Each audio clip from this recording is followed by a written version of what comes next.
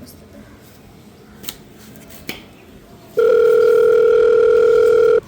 Hello.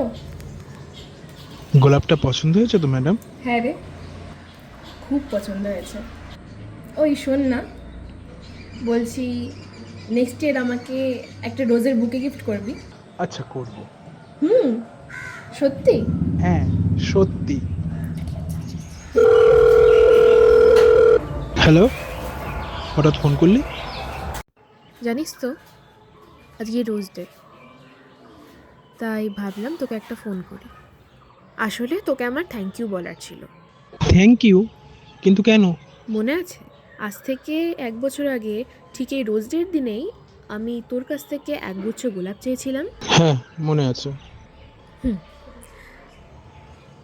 তোর কাছ থেকে একগুচ্ছ গোলাপ চেয়েছিলাম ঠিকই, কিন্তু তার পরিবর্তে তুই আমায় একগুচ্ছ কাঁটা দিয়ে দিলি, যেটা সারা জীবন আমার মনের মধ্যে গেঁথে থাকবে। তাই থ্যাংক ইউ সো মাচ। এটা বলার জন্যই আমি তোকে ফোন করেছিলাম। ভালো থাকিস।